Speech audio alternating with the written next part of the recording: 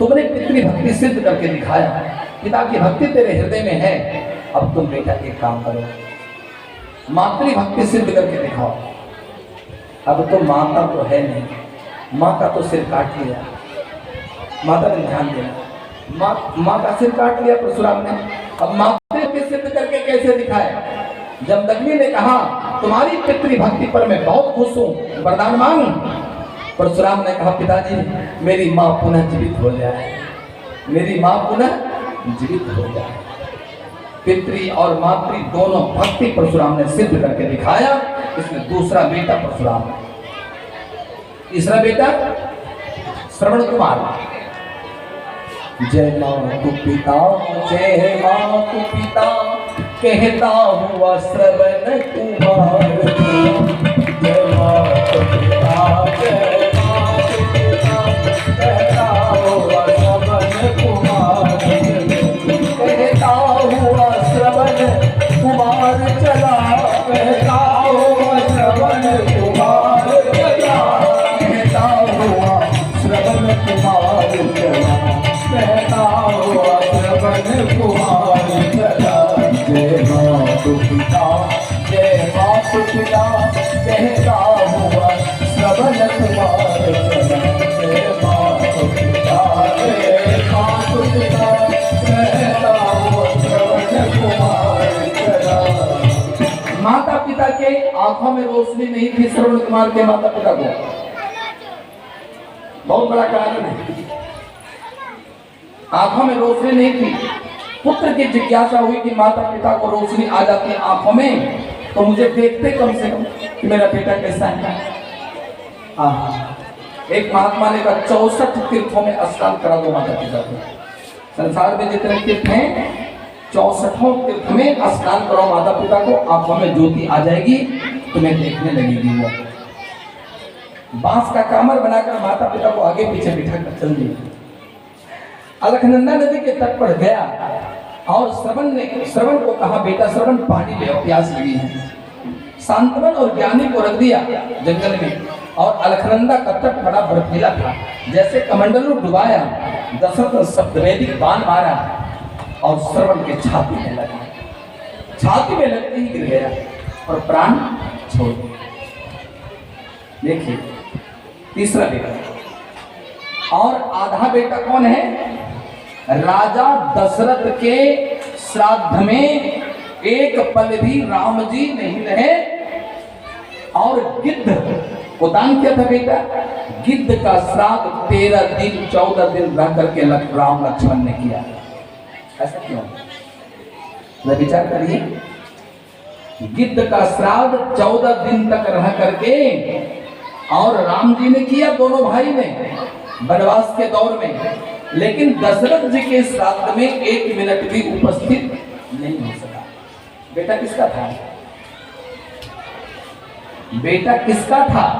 यदि बेटा होता तो 10 वनवास से कम 2 मिनट के लिए भी उपस्थित होता राजा दशरथ के, लेकिन 14 वर्ष के लिए बनता, 14 वर्ष के लिए वनवास। और किसी का दोष नहीं है। कई एक ऐसी पात्र रामायण की है, कई के सानी में भारत की कोई नारी नहीं हो सकती। इस पर गहन विचार किया जाए तो कई माता ऐसी माँ थी, राम जी को जब तक 10 बजे रात्रि में उठाकर कौशल्या के पास से नहीं ले जाती तब तक वो सोती नहीं, तो उसको नींद नहीं आती थी। बाहरे माँ। और कौशल्या माता को भरत के बिना नींद नहीं आती थी। तो आज मानकर भगवान राम ने वनवास लिया कई माता से, हे मैया 14 वर्ष 15 वर्ष के बाद मुझे धक्का मारकर अयोध्या से निकाल देना, ये मेरी मर्जी है। ऋषि मुनि महात्मा जोगी जति सन्यासी तपस्वी मनस्वी सब मेरे इंतजार में है माता। मैं सिंहासन पर नहीं बैठूंगा, मुझे कहीं चाहिए। पूरा श्राद्ध किया गिद्ध का। भैया बड़ी विलक्षण संवाद रामचरितमानस में है, लेकिन उसको कुरेदने वाला व्यक्ति चाहिए। एक रामचरितमानस की बात नहीं, कई रामचरितमानस आज फिगर बनाए जाते हैं। कई ग्रंथों को शोध करके उससे बारीकी से कुछ तत्व निकाला जाता है और जब दिखा देता है बना करके तो आदमी दंग रह जाता है। ये कहाँ की बात है?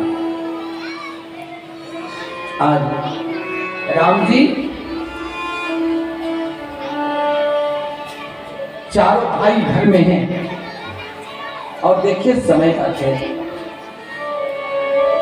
उसी समय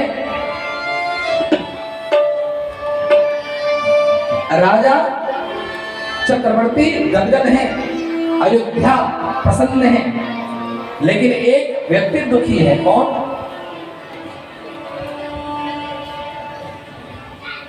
मैं यज्ञ जिस समय करता हूँ आकर निश्चर दुख देते, जिस समय करता हूँ आकर निश्चर दुख देते, आकर निश्चर दुख देते हैं, आकर निश्चर दुख देते, आकर निश्चर दुख देते हैं, आकर निश्चर दुख देते हैं।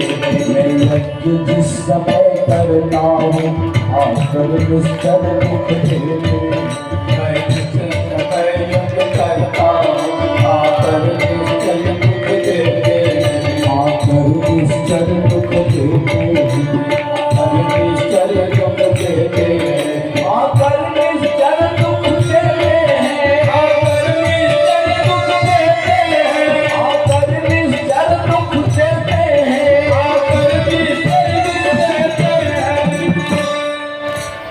आज गंगा के तट पर निवास करने वाला कौन? अरे विश्वामित्र महामुनि ज्ञान,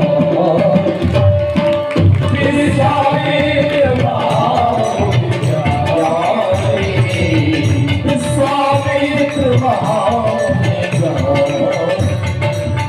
विश्वामित्र महामुनि ज्ञान, बसई सदा शुभ आसन ज्ञान, बसई सदा शुभ आसन ज्ञान, बसई सदा शुभ आश्रम ज्ञान, सदा शुभ आश्रम ज्ञान।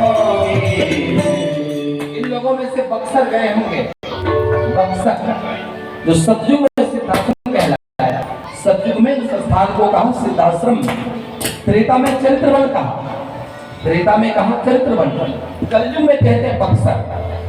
बक्सर आप गए होंगे तो गंगा नदी के तट पर विश्वामित्र का आश्रम था, लेकिन आज आश्रम नहीं है, अब वहां कॉलेज बनाया गया है, बच्चों को शिक्षा दी जाती है।